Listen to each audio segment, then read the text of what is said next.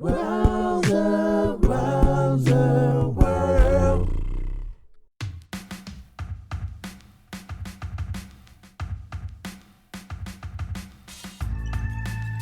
Hey guys, and welcome to another segment of Rouser World. Today, what we're going to be doing, excuse me, is a brand new drawing of Mr. Eazy-E from the Straight Outta Compton movie. So let's get started. Okay, guys, what I'm doing here is just a baseball hat. So I'm just going to draw the brim of the hat first. A technique that I like to use anytime I'm drawing hats, I like to make sure that I draw the hat first, and then I put like the head inside of the hat. So just a little hint that I'm giving you there. Now what we're going to do here is we're going to draw the back side of the face, and we're going to draw the ear here on the side of the face. And because this is a 3/4 view, obviously you'll see more one side than the other. But that's kind of a no-brainer, huh guys? Alright, so we're just drawing our hair here on the back end of the drawing.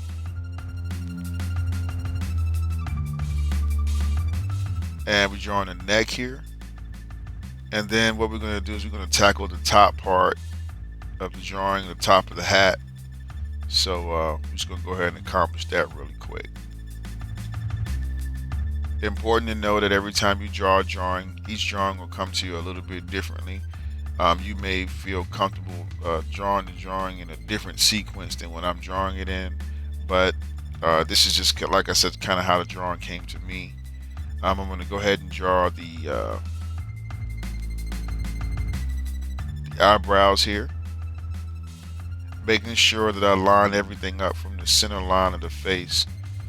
Generally, when I'm putting features down, I'm envisioning a line going down from the middle of the face, or basically where you see the hat bending at, all the way to the middle or of the chin, or more, should I say, to the side of the chin, because the drawing is actually turned into 3/4 view. And then I just line my features up from there. So now I'm just drawing my nose here, guys. I'm going to draw a line for the bottom of the nose, and then here we want to just kind of put our eyes in. And what I'll do is I'll draw the dominant direction of the eye line first, and then I'll put the eye from there. So if the eye is looking this way, you see that line, the dominant direction was from left to right, so that's how I drew that line. I left some light sources in the eye. And now I'm going to draw the less dominant side of the eye, which is the side going toward the shorter side of the face, or the side going to the left. Okay, now we're just kind of accenting the roundness of our eyes.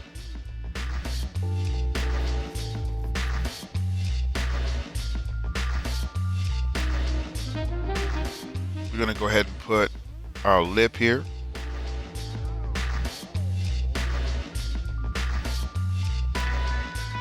And this is like the middle part of the lip, and now we're just going to put the top lip. Now if you look at the way that I draw my lips, you'll see that they don't look like flat lips. Even though I don't have any shade on it, it looks like they kind of stick out because of the way that I drew the lines. You have to draw your lines that are going to be furthest away from you. Those are going to be the more, I guess, dominant lines, and then the lines that come towards you will be the lighter lines, because they have, it's less of what you see. I'm just coloring in my eyebrows here, or the eyeball underneath. Now we're just going to kind of touch up our mouth here. We're going to start putting in the facial hair.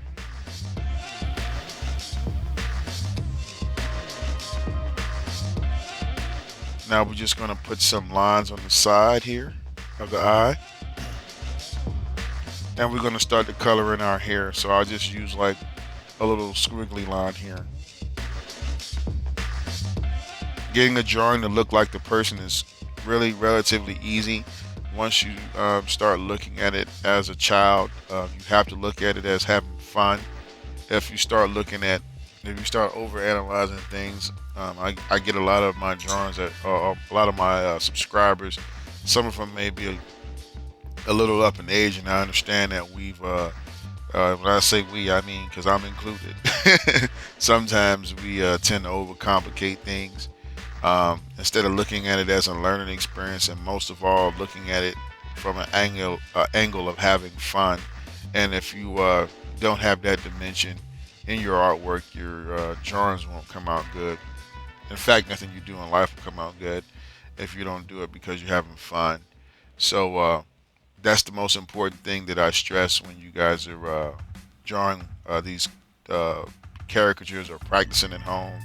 That you think about having fun and not,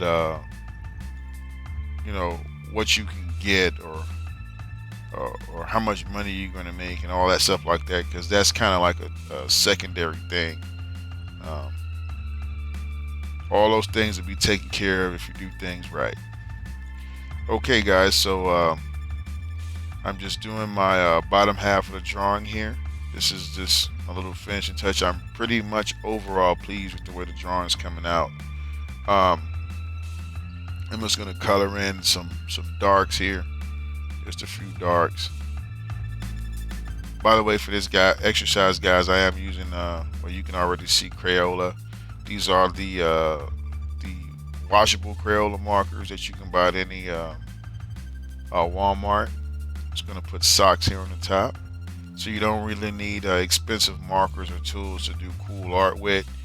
Um, you do, however, have to practice, and you do have to practice with the right state of mind. That's the only way you'll get good. Okay, guys, so we're just gonna go ahead and I'm gonna use this marker here to kind of color in my hat because I believe that's an integral part of the drawing. I'm just gonna color the side here, and I like to leave light sources when I color. If you notice, I don't color all the way into the dark. I want to make it look like it's actually looks a little real. So we're almost done here. Okay, now I'm just going to add some more depth to the jacket here.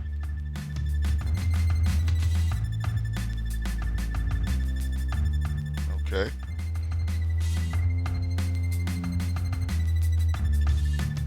Color in the beard just a little bit more. Put some hair here and there.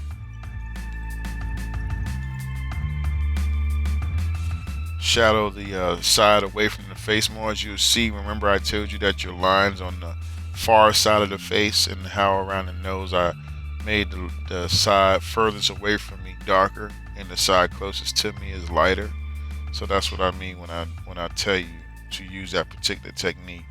Here, guys, I'm just adding a little bit of shade. I'm using a dried out Crayola. I usually keep my dried out ones because they're great for making effects. A lot of these techniques I use when I'm on my location. So I draw a lot. Actually, I draw down here in San Antonio. A lot of times you'll find me drawing at the Riverwalk or um,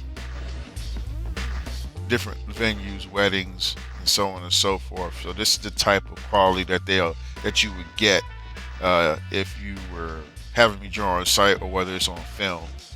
Um, it comes with practice. Okay, now guys, I'm just finishing up my shading. So I'm going to shade underneath this hat here. That always makes it look, because obviously it's not getting as much light as the rest of the drawing. So to make now it looks a little bit more like the hat's on his head versus just there. Now we're putting the Adam's apple in. I'm going to add a few stray hairs to the eyebrows here. All right.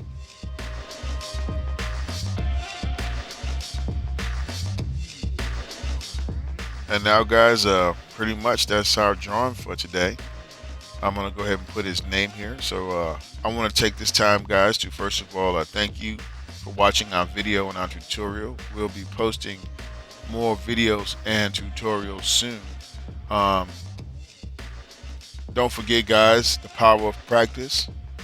We'll be running some exciting contests and giveaways here shortly. We're actually coordinating those as I speak. um, and other than that, guys, don't forget to subscribe below. A little button down there. Don't forget to press that, guys. Y'all have been swell. And just kind of hang back and chill as I finish out my drawing of Mr. Straight Outta Compton, Eazy-E.